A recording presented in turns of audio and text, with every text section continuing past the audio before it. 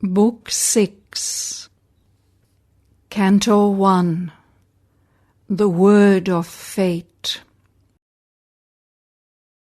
In silent bounds bordering the mortal's plain, crossing a wide expanse of brilliant peace, Narad, the heavenly sage, from paradise came chanting through the large and lustrous air.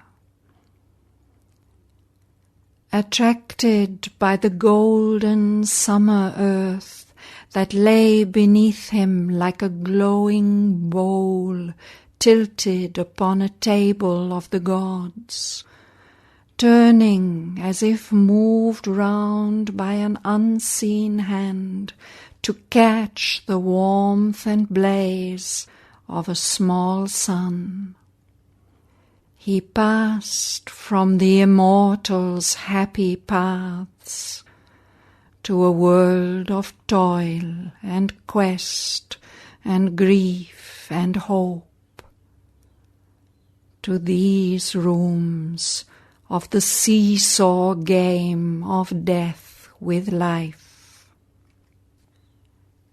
Across an intangible border of soul space, he passed from mind into material things, amid the inventions of the inconscient self and the workings of a blind, somnambulist force.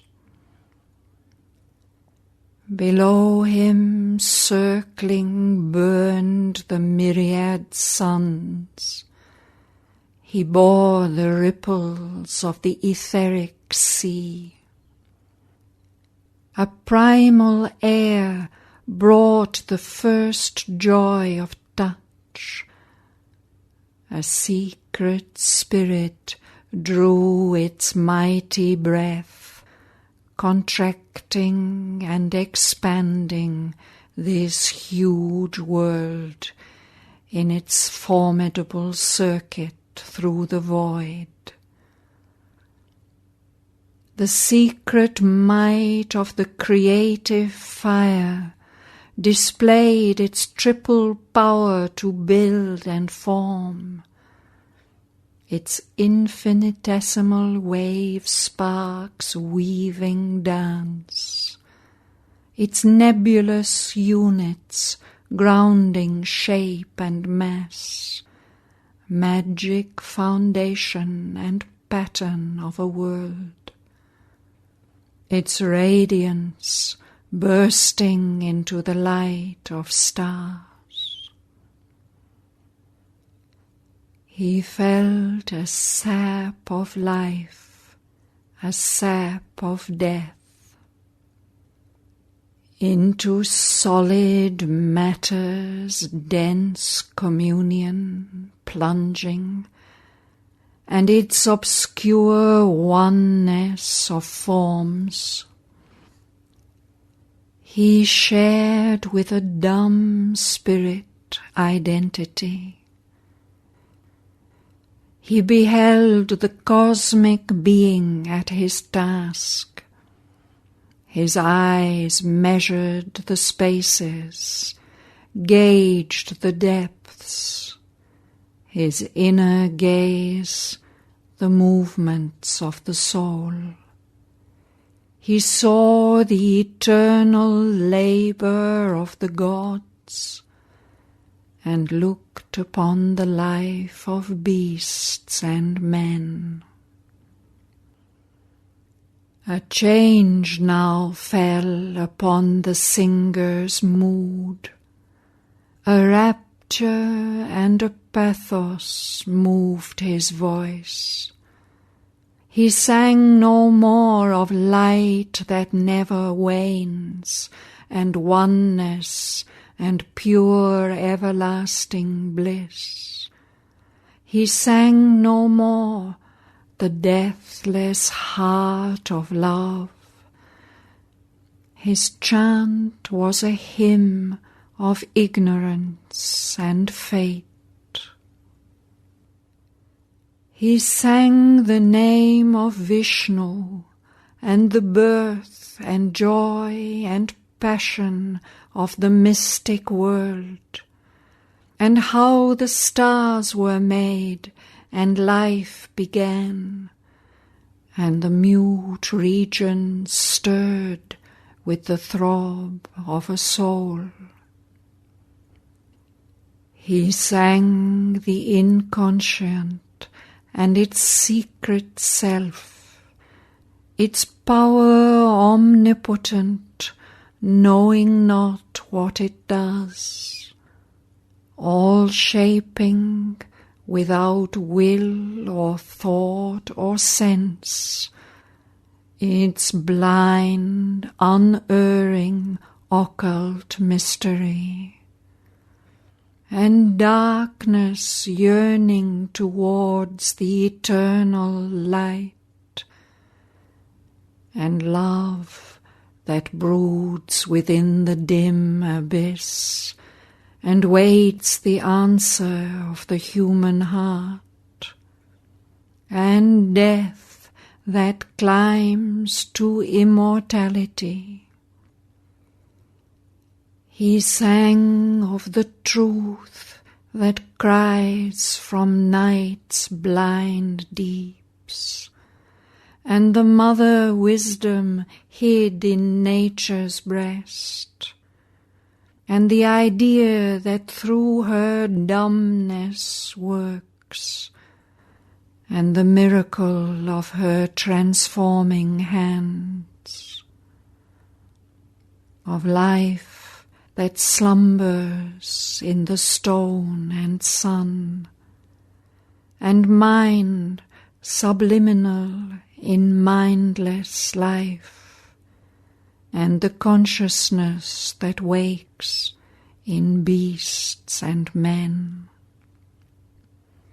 He sang of the glory and marvel still to be born, of Godhead throwing off at last its veil, of bodies made divine and life made bliss, immortal sweetness clasping immortal might, heart sensing heart, thought looking straight at thought, and the delight when every barrier falls, and the transfiguration and the ecstasy.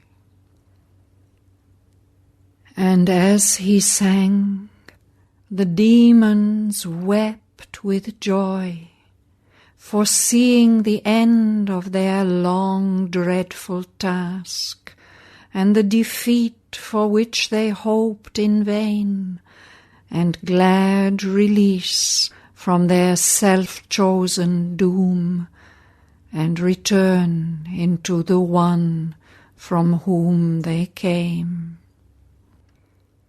He who has conquered the immortal seats came down to men on earth, the man divine. As darts a lightning streak, a glory fell, nearing until the rapt eyes of the sage looked out from luminous cloud, and strangely limbed, his face a beautiful mask of antique joy, appearing in light, descended where arose King Aswapatis' palace to the winds, in Madra, flowering up in delicate stone. There welcomed him the sage and thoughtful king. At his side a creature beautiful, passionate, wise, aspiring like a sacrificial flame skyward from its earth seat through luminous air.